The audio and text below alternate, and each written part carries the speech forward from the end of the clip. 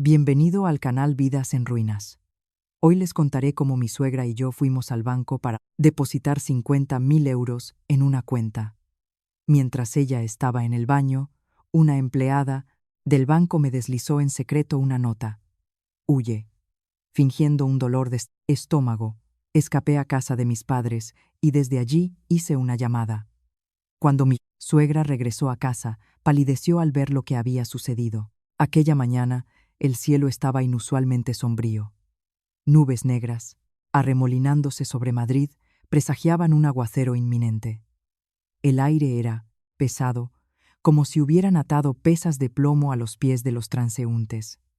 Mi suegra, Pilar, se despertó muy temprano. El arrastrar de sus zapatillas por el apartamento y el golpeteo de los platos en la cocina no me dejaron dormir. A pesar de que no había dormido en toda la noche, cuadrando informes de contabilidad, me apuraba para que me vistiera más rápido e ir al banco. Su voz fuerte llegaba desde la cocina. Pura impaciencia. Elena, ¿dónde estás? Muévete, o el banco estará lleno de gente. Tendremos que hacer cola hasta el infinito. Cansada, bajé y vi a Pilar, que apretaba con fuerza contra su pecho un bolso de tela azul oscuro. Se aferraba a las asas como si temiera que alguien se lo arrebatara. Dentro de ese bolso había una fortuna para nuestra familia, exactamente 50.000 euros, en efectivo, cuidadosamente empaquetados en fajos bancarios. Era el dinero, ganado con sudor y lágrimas, que mi esposo y yo habíamos ahorrado durante varios años, desarrollando nuestra pequeña empresa de muebles. A esto se sumaba los 1.500 euros que mis padres nos regalaron en nuestra boda y que hasta ahora no me había atrevido a gastar. Mi esposo, Javier, ya estaba sentado a la mesa. Al verme, se levantó de inmediato y tomó las llaves del coche. «Ve tú con mamá. Ten cuidado», dijo. «Tengo una reunión temprana con socios, así que no podré llevaros. Cuando terminéis, llámame y os recogeré». Su mirada me pareció un poco esquiva, pero en ese momento lo atribuí a sus ocupaciones y no le di importancia. Durante todo el trayecto hasta el banco en un Cabify, Pilar no soltó el bolso. De vez en cuando lo palpaba, comprobando el grosor de los fajos, y murmuraba algo para sí misma, calculando los intereses. Luego se volvió hacia mí, y su voz se volvió tan dulce que un escalofrío me recorrió la espalda. «Elenita, he estado pensando. Abramos el depósito a mi nombre. A los pensionistas a menudo les ofrecen condiciones más favorables. Los intereses son más altos que para vosotros, los jóvenes». Fruncí ligeramente el ceño, sintiendo una vaga inquietud. Después de todo, la mayor parte de este dinero eran mis ahorros personales y el resultado de nuestro trabajo conjunto con mi esposo. ¿Sería correcto que la cuenta estuviera a nombre de mi suegra? Me negué amablemente. «No hace falta, mamá. Mejor lo abrimos a nuestro nombre. Es más conveniente para el negocio. Si de repente la empresa necesita dinero con urgencia, podremos retirarlo rápidamente y no tendremos que molestarla a usted». El rostro de Pilar se endureció al instante. Su fingida amabilidad se evaporó, reemplazada por una ofensa evidente. «¿Tienes miedo de que te robe el dinero, o qué?», resopló. «Lo hago por la familia. Cuando muera, todo os quedará a ti y a Javier. No me lo llevaré a la tumba». En el banco, el aire fresco del aire acondicionado me hizo estremecer. Apenas había clientes. Solo unos pocos empleados estaban sentados detrás de mamparas de cristal. Pilar me arrastró directamente a la tercera ventanilla, donde se sentaba una mujer de unos 30 años, con el pelo cuidadosamente recogido en un moño y una mirada perspicaz. Mi suegra dejó caer el bolso sobre el mostrador con un estruendo y dijo, autoritariamente: «Señorita, quiero abrir un depósito a un año, a mi nombre, por favor». Quise protestar, pero ella ya había puesto su pasaporte sobre la mesa. Su mirada, lanzada hacia mí, estaba llena de desafío y presión, y me sentí perdida. La empleada, a quien, como leí en su placa, se llamaba Sofía, levantó la vista hacia Pilar, luego hacia mí, que estaba congelada a su lado. Su mirada se detuvo en mí un poco más de lo habitual. En ella se leía algo así como curiosidad y compasión. Cuando Sofía comenzó a contar el dinero en la máquina, su monótono zumbido llenó el opresivo silencio. De repente, Pilar se agarró el estómago. Su rostro se contorsionó en una mueca de dolor. «Ay, me ha dado un retortijón», gimió, probablemente por el cocido de esta mañana. «Elena, quédate aquí. Vigila él. Dinero. Voy al baño un momento». Y se apresuró hacia el final del pasillo, dejándome sola frente al mostrador con una montaña de dinero.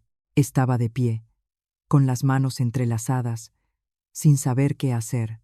Tan pronto como Pilar desapareció detrás de la puerta del baño, la máquina contadora de billetes se detuvo bruscamente. Sofía levantó la cabeza, miró rápidamente a su alrededor para asegurarse de que nadie estaba mirando, y sacó de debajo de una carpeta una hoja de papel doblada en 4. Se inclinó sobre el mostrador y me deslizó la nota en la palma de la mano. Todo sucedió en un instante. «No pregunte nada, tómelo y váyase de inmediato», susurró tan bajo que sus palabras parecieron el silbido del viento. Pero escuché cada palabra, me quedé petrificada, el corazón me latía con fuerza, mi mano apretó inconscientemente la nota. Un frío glacial me recorrió la espalda. La breve frase en el papel me golpeó como un mazazo en la cabeza. «Huye, hay problemas con esta cuenta».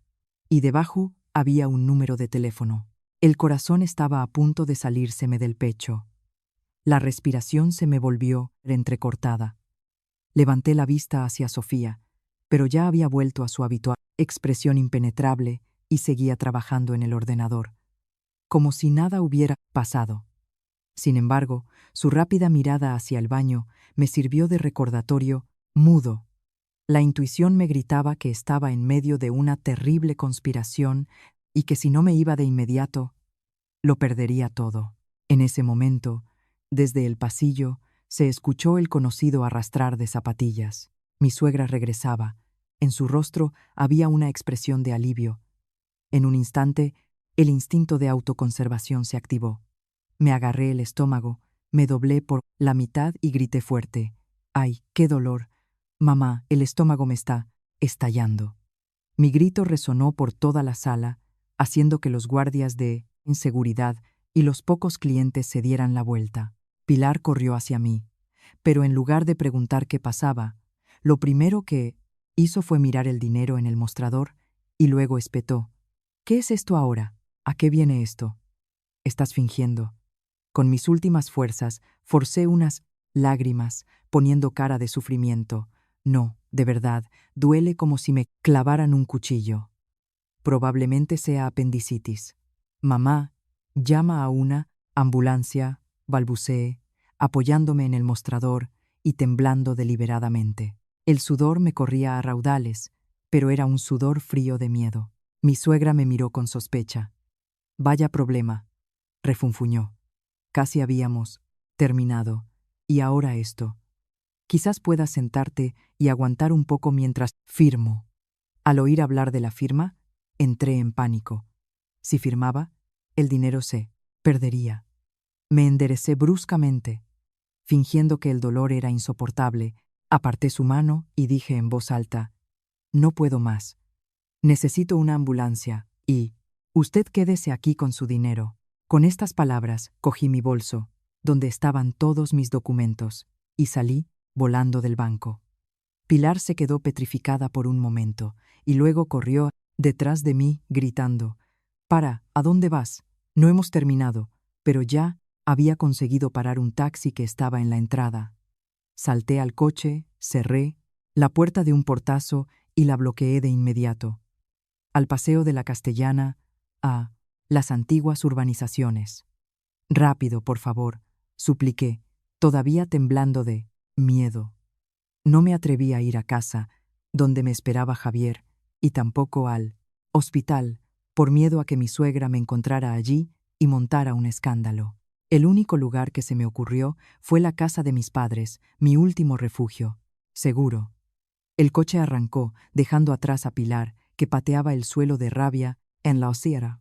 Sentada en el taxi, intenté calmarme. Mis manos, mojadas de sudor, apretaban el teléfono. Con los dedos temblorosos, marqué el número de la nota. Los largos y tonos de llamada parecieron una eternidad. Finalmente, al otro lado, respondieron: «Soy Elena», se escuchó un susurro apresurado. «Soy Sofía. Me he escondido en el almacén para llamar». «Sofía, ¿qué está pasando? ¿Por qué me dijiste que huyera?», pregunté, conteniendo las lágrimas. «Escucha con atención».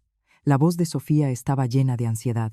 «Tu suegra vino ayer al banco y contrató un servicio de transferencia automática de fondos. Dio la orden de que, tan pronto como estos 50.000 euros llegaran a su cuenta, toda la suma fuera transferida inmediatamente a la cuenta de una mujer llamada Verónica Soto. La orden de pago ya está lista. El sistema solo está esperando que llegue el dinero». Me zumbaron los oídos. La tierra se abría bajo mis pies. El nombre de Verónica Soto no me era familiar, pero de él emanaba un peligro mortal. Resulta que mi marido y mi suegra lo habían planeado todo de antemano para quitarme el dinero.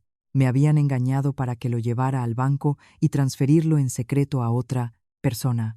Las lágrimas brotaron de mis ojos, quemándome las mejillas. Miraba por la ventana las animadas calles de Madrid, pero en mi alma había un frío glacial y soledad. ¿Acaso toda mi confianza y sacrificio solo merecían una trampa tan cruel? Entré en el apartamento de mis padres como un animal acosado. Mi madre y mi padre estaban tomando el té en el salón. Al ver mi rostro desencajado y cómo me aferraba al bolso, dejaron las tazas asustados. Mi madre corrió hacia mí.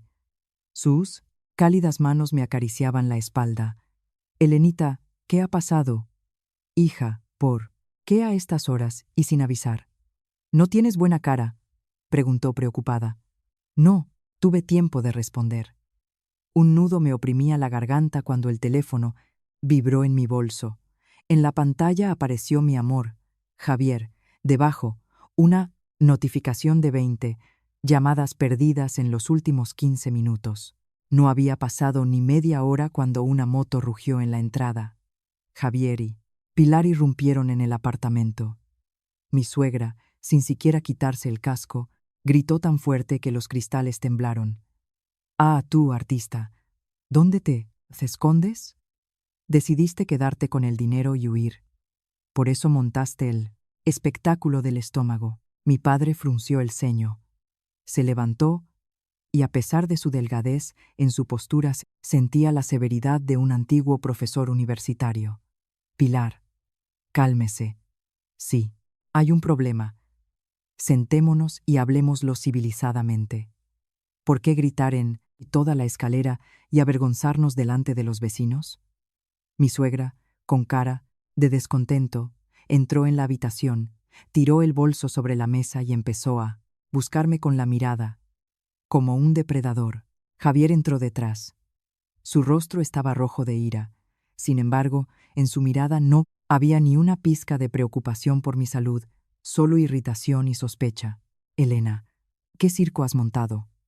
Intentó hablar con calma, pero su voz temblaba. «Simplemente te escapaste del banco, dejando a mamá sola. Es una persona mayor. Podría haberse puesto mala. ¿Dónde está el dinero? Dámelo. Yo mismo lo terminaré. Qué vergüenza delante de la gente». Me escondí detrás de mi madre, mirando al hombre con el que había compartido la prisión, cama durante tantos años, y sentí que se había convertido en un extraño, en alguien temible. Respiré hondo, tratando de calmar el temblor, y decidí poner atando prueba la conjetura de Sofía. «El dinero ya lo he ingresado en la cuenta», dije, con una voz débil pero clara. Firmé todos los papeles. Recibí un SMS de confirmación del ingreso, y solo entonces me puse mala. «Mamá, ¿no ha revisado su teléfono?». Hice la transferencia a su cuenta. Por un segundo, se hizo el silencio en la habitación, y luego en los rostros de Javier y su madre se produjo un cambio asombroso. La ira en el rostro de Pilar fue reemplazada por una sonrisa codiciosa e indisimulada. Inmediatamente comenzó a buscar su teléfono en el bolso. Javier, incapaz de contener su impaciencia, le arrebató el teléfono de las manos y rápidamente pasó los dedos por la pantalla, buscando el mensaje.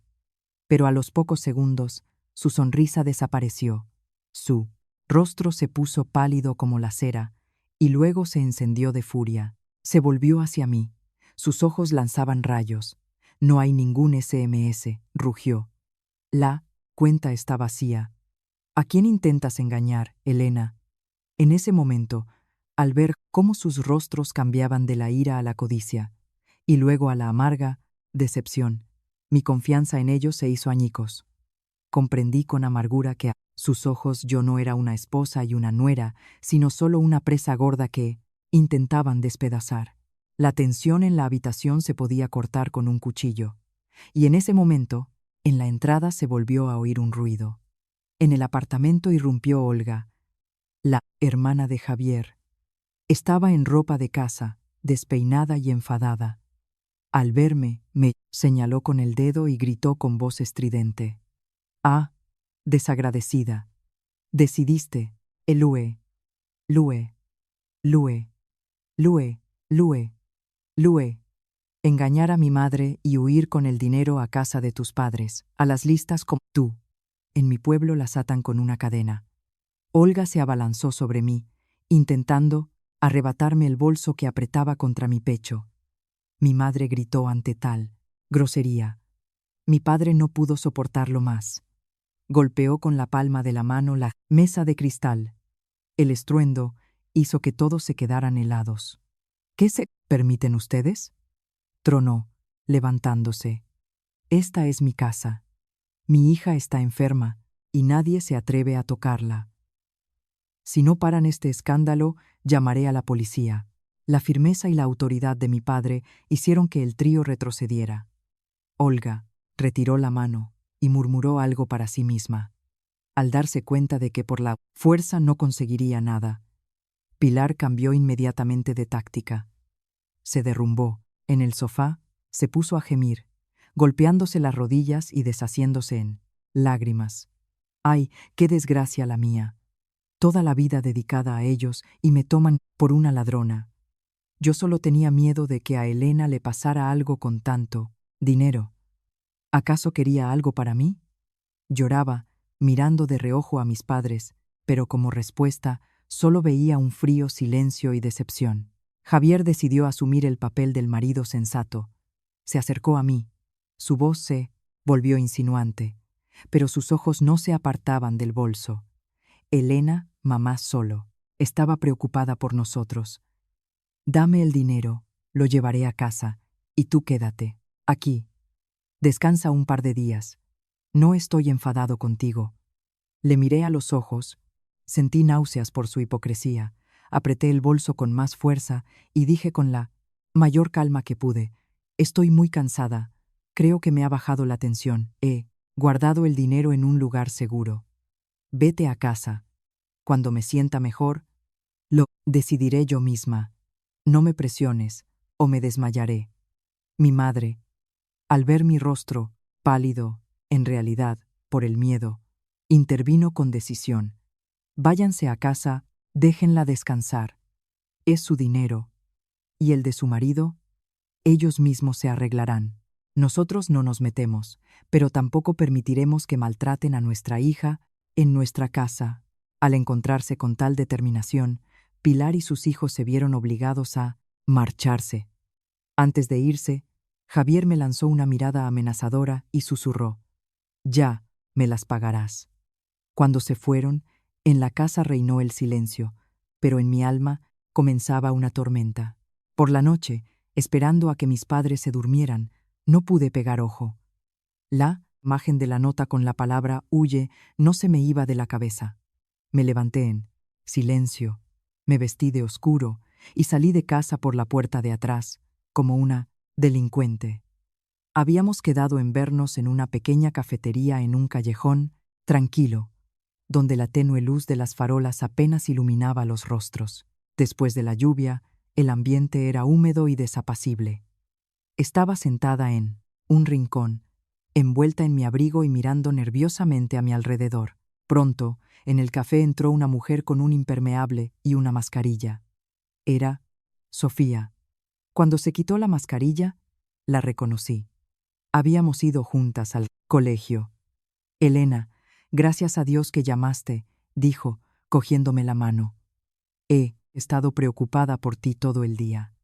¿Te das cuenta de que vives en una guarida de lobos? Sofía sacó su teléfono y me mostró una captura de pantalla del TAI, ordenador del trabajo.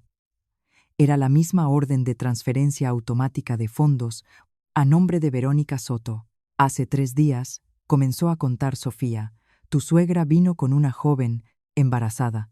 Se llevaban muy bien. Pilar le acariciaba la barriga y la llamaba Su, en esperanza de tener un nieto. Querían tramitar esta transferencia supuestamente para los gastos del embarazo de la nuera. Yo pensaba que esa chica eras tú, pero, hoy, cuando vi cómo te obligaba y te presionaba, empecé a sospechar y comprobé los documentos. El nombre de Verónica Soto resonó en mi cabeza como un trueno.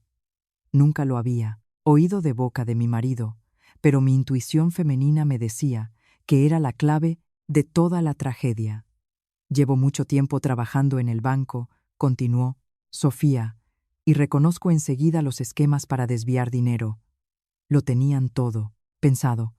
En cuanto el dinero llegara a la cuenta de tu suegra, el sistema lo transferiría de inmediato. Y no habrías podido demostrar nada, porque la cuenta está a su nombre. Habrías perdido 50.000 euros en un instante. Estaba sentada, petrificada. Resulta que la preocupación de mi suegra, la prisa, de mi marido, todo había sido un teatro para desplumarme. 50.000 euros no eran solo dinero. Eran mi sudor, mis lágrimas, mi fe y mi futuro.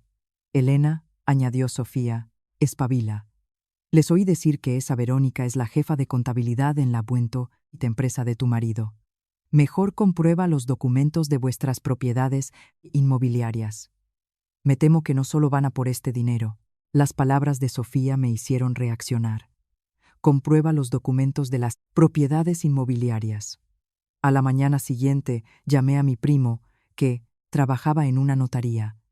Al oír la seriedad en mi voz, prometió comprobarlo todo de inmediato en la base de datos.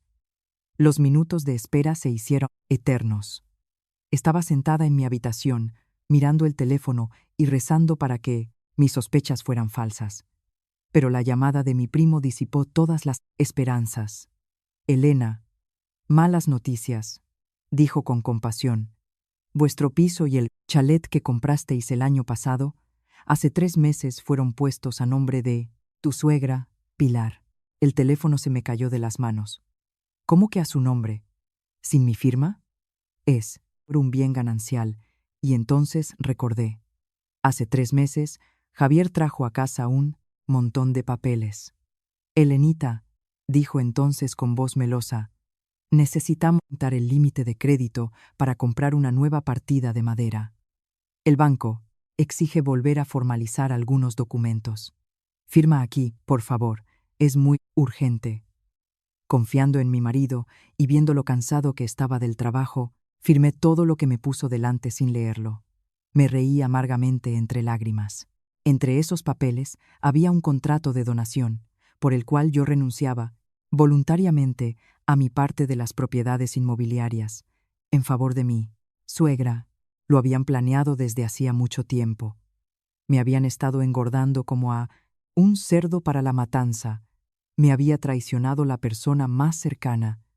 Miré las paredes de la habitación en la que había crecido y di gracias al destino por tener al menos un lugar a donde ir. Pero el dolor de la traición me desgarraba el pecho. Recordé el brillo codicioso en los ojos de Pilar cuando sostenía el bolso con el dinero.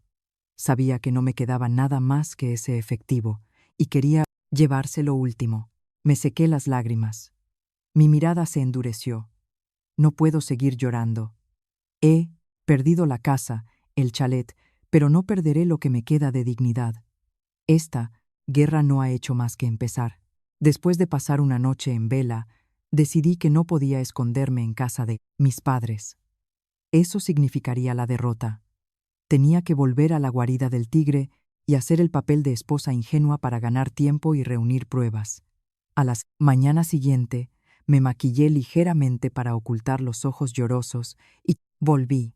Al entrar en el apartamento, sentí el aroma de un caldo de pollo, algo poco común en todos mis años de matrimonio. Javier, con un delantal, estaba junto a los fogones. Al verme, corrió a mi encuentro con una solicitud exagerada. «Elenita, has vuelto». Estaba tan preocupado. Quería ir a por ti, pero tenía miedo de enfadar a tus padres. Me sentó en el sofá. Me puso un plato de caldo delante. «Come, querida, necesitas reponerte». «Ayer mamá». «Claro, se pasó un poco, pero es que se preocupa por nosotros. No te enfades con ella. El dinero es algo que se gana. Donde quiera que esté, sigue siendo nuestro». Pasó a lo principal. Comía la sopa, que me sabía amarga como el ajenjo, y ocultaba el brillo frío de mis ojos. «Y», continuó, «esos 50.000 euros que te llevaste. Vamos a ingresarlos hoy, mismo en la cuenta. La empresa necesita urgentemente capital circulante». Sabía que así sería. Su preocupación tenía un precio. Suspiré con aire de culpabilidad. «Ay, Javi, se me olvidó por completo decírtelo. De camino a casa de mis padres, me dio miedo llevar tanto dinero en efectivo y lo ingresé todo mi tarjeta a través de un cajero automático». El rostro de Javier cambió por un instante, pero se obligó a sonreír. «Ah, sí. Bueno, entonces, simplemente transfiérelos a la cuenta de la empresa. Es muy necesario». Negué con la cabeza. Ese es el problema, que tenía tanta prisa que introduje mal el PIN 3 veces y me bloquearon la tarjeta. En el banco me dijeron que tardarían entre 3 y 5 días en desbloquearla. Y me dejé el DNI en casa de mis padres. Javier se levantó de un salto, incapaz de ocultar su irritación. Pero ¿cómo se puede ser tan torpe? Al ver su verdadera cara, sonreí para mis adentros. El juego del gato y el ratón acababa de empezar. Para calmarlo, le prometí que iría a por el DNI lo antes posible y solucionaría el problema. Él, refunfuñando algo, se fue a una reunión. Por la noche, Javier volvió tarde y borracho. Mientras estaba en la ducha, cogí las llaves de su coche y salí sigilosamente al aparcamiento. En el interior olía a un perfume de mujer desconocido. Empecé a registrar el coche con la esperanza de encontrar alguna pista relacionada con Verónica, y la encontré. Debajo de reposabrazos, en un compartimento secreto, había un viejo teléfono de botones. En la pantalla había un mensaje sin leer. Lo abrí. El remitente estaba guardado como mi querida Nika. «Cariño, ¿le has quitado el dinero a esa vieja bruja? Nuestro hijo ya no para de dar patadas. Necesito dar la señal para el coche nuevo esta semana». En otro mensaje, enviado durante el día, decía: «Interpreta bien tu papel. En cuanto tengamos el dinero, échala a la calle. Estoy harta de esconderme». Las lágrimas me caían sobre la pantalla. Resulta que no solo me estaba siendo infiel. Tenía un hijo con otra, el heredero que tanto anhelaba su familia. Fotografié todos los mensajes, volví a colocar el teléfono en su sitio y regresé al apartamento. Javier ya dormía. Me acosté a su lado, pero en el extremo más alejado de la cama, sintiendo una profunda aversión por el hombre que yacía a pocos centímetros de mí. A la mañana siguiente, con la excusa de ir al mercado, fui a un cibercafé para buscar información sobre Verónica Soto. Entré en la página de Facebook de Olga y empecé a revisar publicaciones antiguas y encontré lo que buscaba. En una fotografía de hacía 3 meses en un restaurante caro, Olga había etiquetado a una joven de rostro agradable. Verónica. Entré en su perfil. Estaba lleno de fotos de una vida de lujo, bolsos de marca, complejos turísticos caros y, por supuesto, fotos con una barriga creciente. Pero lo que me mató fue la presencia En esas fotos de Pilar y Olga, en una de las imágenes, estaban sentadas en una cena familiar, y mi suegra le daba de comer a Verónica con una cuchara con ternura. En los comentarios, Olga escribía: mi futura cuñada es la más guapa, nuestro heredero crece grande. Lo leía y comprendía que hacía mucho tiempo que era una extraña para ellos. La habían aceptado porque llevaba en su vientre al hijo de Javier, algo que yo no había podido darles en 5 años de matrimonio. Mientras yo trabajaba como una mula, ellos se divertían y gastaban nuestro dinero en común. Comprendí que para ellos solo era una vaca lechera. La crueldad de mi suegra no residía solo en la codicia, sino en cómo había pisoteado mis sentimientos. Se había confabulado con la amante de su hijo para destruir a la esposa legítima. Cerré el portátil. Dentro de mí todo se había quemado. Ya no me quedaban ilusiones sobre la familia. Sabía que ahora necesitaba pruebas contundentes. Pedí por internet un diminuto dictáfono con posibilidad de escucha remota. Cuando me lo entregaron, lo instalé debajo de la mesa de centro del salón, el lugar favorito de Pilar y Olga para cotillear. Por la noche, diciendo que iba a quedar con una amiga, me senté en una cafetería y cercana, me puse los auriculares y encendí la aplicación. Pronto oí las voces de mi suegra y mi cuñada. Habían vuelto de la tienda de muy buen humor. Mamá, y esa Elena sigue sin dar el dinero, dijo Olga. Quizás sospecha algo. ¿Y qué? ¿Va a sospechar esa tonta del bote? Respondió Pilar con desdén. Le come de la mano a Javi. Él le dice un par de palabras bonitas y ella se lo da todo. Cuanto tengamos el dinero, encontraré una excusa para echarla a la calle, y Javi pedirá el divorcio. Todas las propiedades ya están a mi nombre, así que se irá con las manos vacías. No tenía nada que hacer una estéril en nuestra casa. Cada palabra suya era como una puñalada. Apreté los puños con tanta fuerza que las uñas se me clavaron en la palma de la mano. Ese dolor me hizo reaccionar. Comprendí que no había vuelta atrás. En los días siguientes, nuestra casa se convirtió en un teatro del absurdo. Yo interpretaba el papel de la oveja sumisa, esperando mi momento, y entonces él, personaje principal de la tragicomedia, apareció en escena. Un fin de semana llamaron a la puerta. Javier, con una alegría inusual, se apresuró a abrir. En el apartamento entró una mujer joven, muy maquillada, con un caro vestido de embarazada. Elena, te presento, dijo Javier, como si nada. Esta es Verónica, nuestra nueva jefa de contabilidad. Ha venido a hablar de los informes y de paso, overo mamá. Miraba a la mujer que le escribía a mi marido. Cariño. Me lanzó una mirada despectiva y siseó entre dientes. Hola, Elena. He oído hablar mucho de ti, pero lo más repugnante fue el comportamiento de mi suegra. Pilar, que siempre se quejaba de dolores de espalda, de repente se volvió ágil como una gacela. Saltó hacia Verónica, la sentó en el sofá, le puso un cojín en la espalda. Ay, hijita, con esa barriguita y trabajando. Cuídate, hija. Le arrullaba, sirviéndole una naranja cortada. Su mirada estaba clavada en el vientre de Verónica, y en ella se leía una codicia que nunca había visto en todos estos años. Verónica, aceptando el agasajo, se echó el pelo hacia atrás de forma teatral, mostrando una mancha de pintalabios en el cuello de la camisa de Javier, que estaba sentado a su lado. Gracias, Pilar, es usted muy atenta, arrulló, porque mi madre, en el pueblo, dice que una mujer estéril en casa es como un árbol seco, que solo ocupa sitio.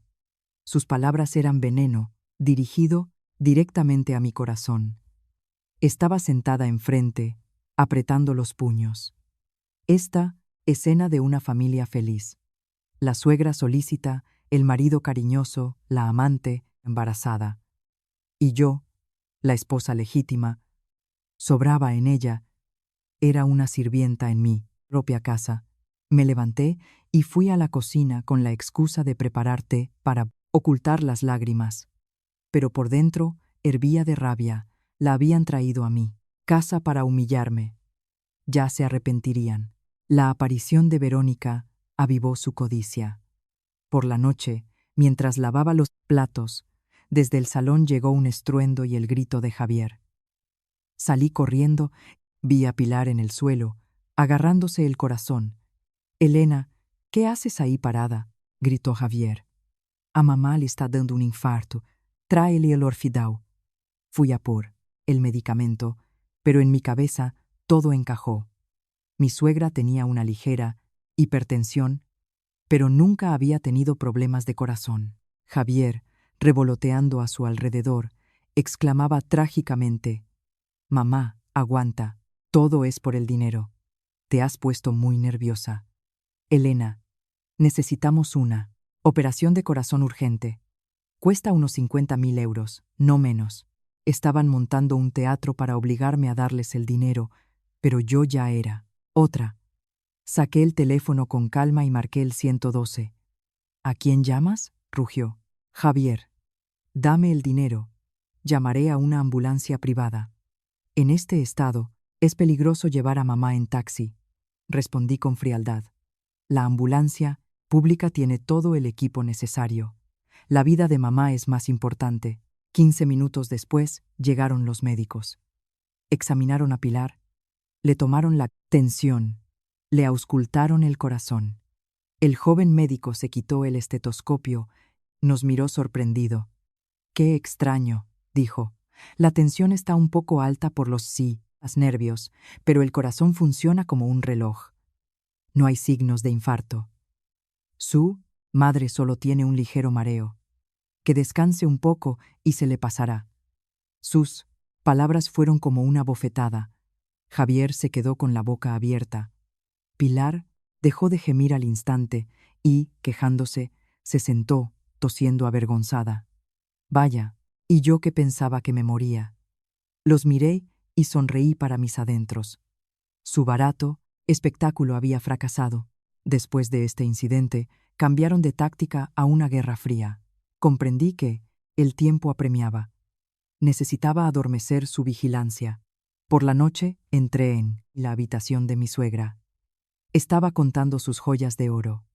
«Mamá», dije con remordimiento, «lo he pensado todo. Me equivoqué. Su salud es más importante que cualquier dinero». Saqué del bolsillo una libreta de ahorros y la puse sobre la mesa. En ella figuraba mi nombre y la suma de 50.000 euros. Los ojos de Pilar brillaron.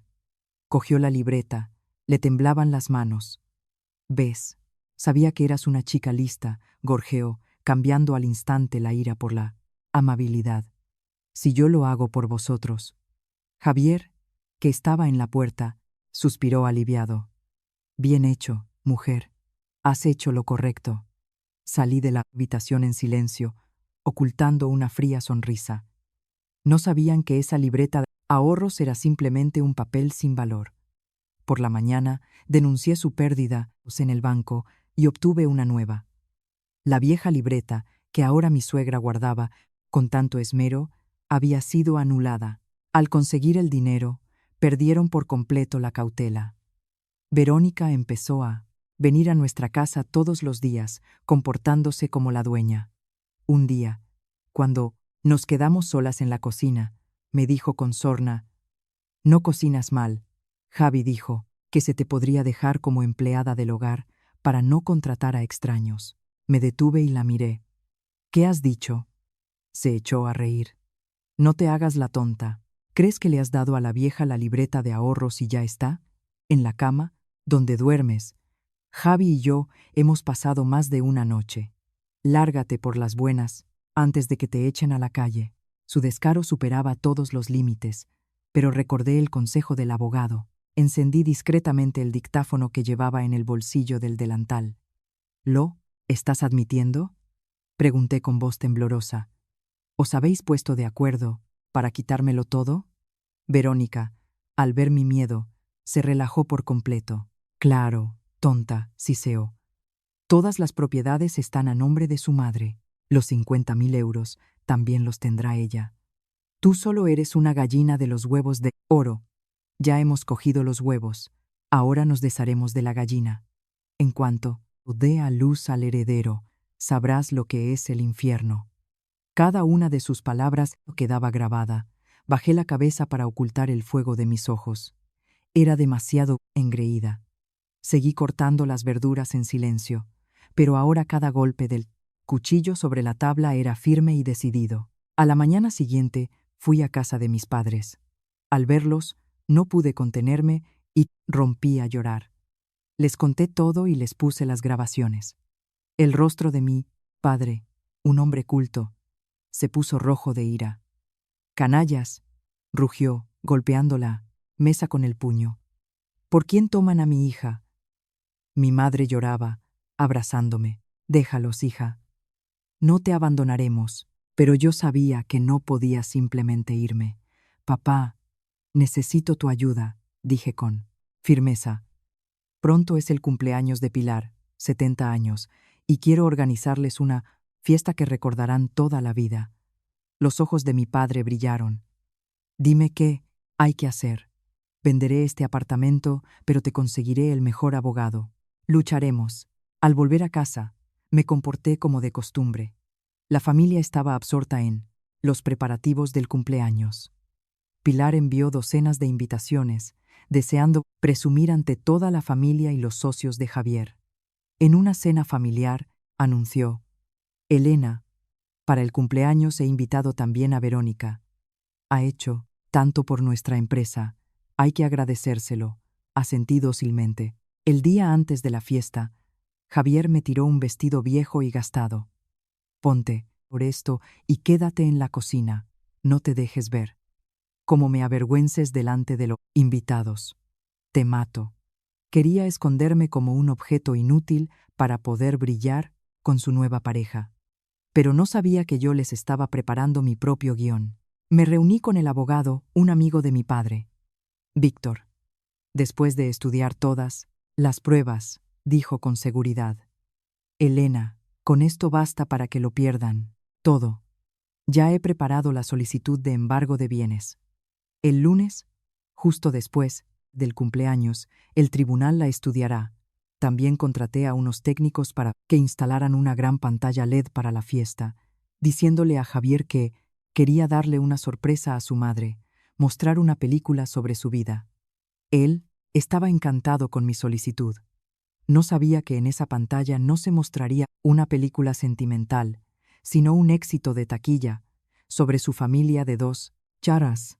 La noche antes del cumpleaños, yacía junto a un Javier roncando y sentía una calma absoluta. Era la calma antes de la tormenta que barrería toda la basura de mi vida. El domingo, la calle bullía con música a todo volumen. Los invitados llegaban en coches caros. Pilar, con un vestido de terciopelo y cubierta de oro, mi oro de la boda, que nunca me devolvió, resplandecía de felicidad. Verónica llegó con un espectacular vestido blanco, y mi suegra corrió inmediatamente hacia ella, llevándola del brazo como a una reina. Javier no le quitaba los ojos de encima, enamorado. Cuchicheaban, sin prestarme la más mínima atención, y yo, como se me había ordenado, con el vestido viejo, trabajaba en la cocina, dirigiendo a los cocineros. Javier entraba de vez en cuando para gritarme por mi lentitud: «Muévete, inútil, si me avergüenzas, te mato».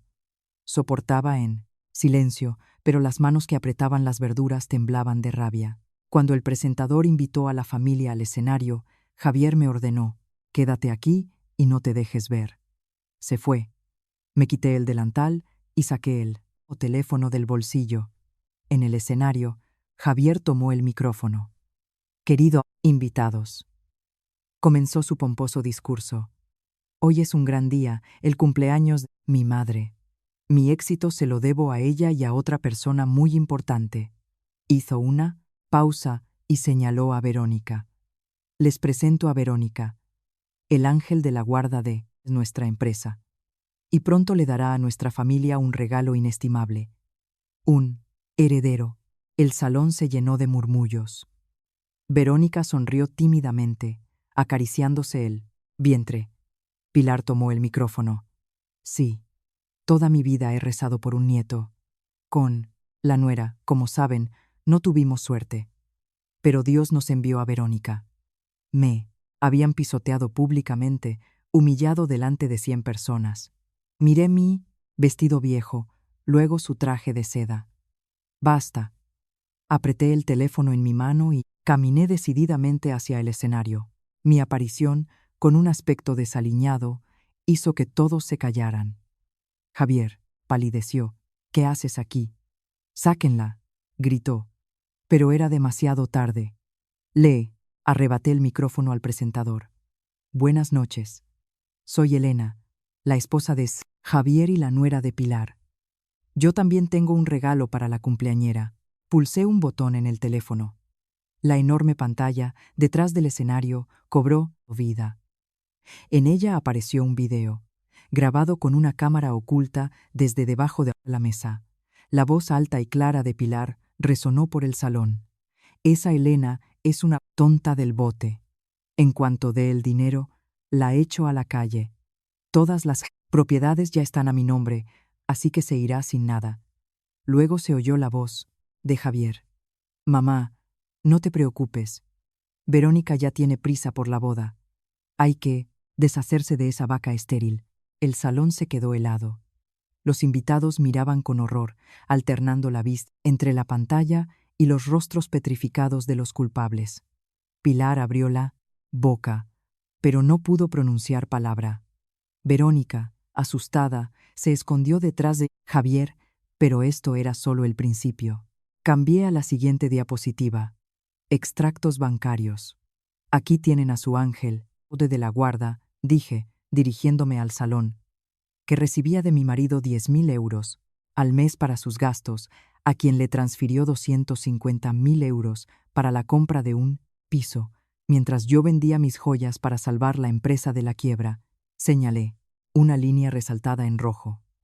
Transferencia a mi querida esposa para el coche. Me volví hacia mi suegra. Mamá, ¿recuerda cuando mi madre estaba en el hospital y le pedí a Javi 1.000 euros para la operación? Dijo que no había dinero. Y ese mismo día le transfirió a Verónica 5.000 euros para un salón de spa. ¿Dónde está su conciencia? Desde el salón se oyeron gritos de indignación. Uno de los parientes no pudo soportarlo. ¡Qué vergüenza! ¿Cómo se puede actuar así? Asesté el golpe final. En la pantalla aparecieron los resultados de una prueba de ADN que confirmaba la paternidad de Javier y la correspondencia de aquel teléfono. Leí en voz alta. Querida, ten un poco de paciencia. En cuanto esta gallina ponga el último huevo, la sacrificaré. Necesitamos un heredero, no una vaca estéril. Las palabras vaca estéril golpearon a Pilar con más fuerza que una bofetada. Siempre se había enorgullecido de su devoción, y ahora todos veían su verdadero y feo rostro. No pudo soportarlo. Agarrándose el corazón, empezó a tambalearse. Javier corrió hacia ella, pero ninguno de los invitados se movió. La gente empezó a marcharse, mirando con asco la escena. El lujoso cumpleaños se había convertido en un vergonzoso escándalo. El salón se sumió en el caos. Pero yo sabía que con un simple escarmiento moral no bastaba. Cambié la pantalla a la última diapositiva. En ella aparecían 2 certificados de propiedad de nuestro piso y chalet, ampliados muchas veces. Y esto, queridos invitados, es la razón de todo. Mi voz sonaba firme. Hace 3 meses, mi marido me engañó para que firmara una donación de todos nuestros bienes a favor de su madre. Querían echarme a la calle con las manos vacías. Puse la última grabación de audio, la voz de Verónica, llena de desprecio. Todas las propiedades están ahora a nombre de su madre. Los 50.000 euros también serán para ella. Y tú te quedarás con un agujero de rosquilla. ¿Entendido? La frase agujero de rosquilla fue la gota que colmó el vaso. Desde el salón, un plato voló hacia el escenario, rompiéndose a los pies de Javier. Le siguieron vasos, huesos, servilletas. «Estafadores, fuera», gritaba la gente. Verónica chillaba de miedo. Javier intentaba protegerse. Pilar estaba sentada en el suelo, con la cabeza entre las manos. En medio de este caos, sonó la sirena de la policía. Las puertas se abrieron de par en par y en el salón entró mi abogado, Víctor, acompañado de 2 policías. Subió al escenario y leyó en voz alta: En nombre de la ley, yo, representante A. de Elena García, les entrego esta orden judicial de embargo de todos sus bienes y cuentas bancarias en relación con un caso de estafa y apropiación indebida de propiedad. Al oír esto, Javier cayó de rodillas. Embargo, no tienen derecho, balbuceó. Sí que lo tenemos, respondió el abogado con severidad. Tenemos todas las pruebas de su conspiración. Un policía se acercó y pidió a Javier y a Pilar que les acompañaran a la comisaría. Al ver a la policía, Pilar puso los ojos en blanco, le salió espuma por la boca y se desplomó inconsciente en el suelo.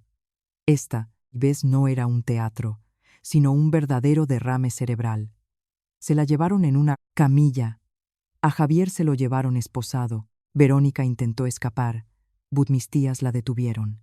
¿A dónde vas, rompehogares? La agarró una de ellas por el pelo. Has destrozado una familia y crees que te vas a ir de rositas.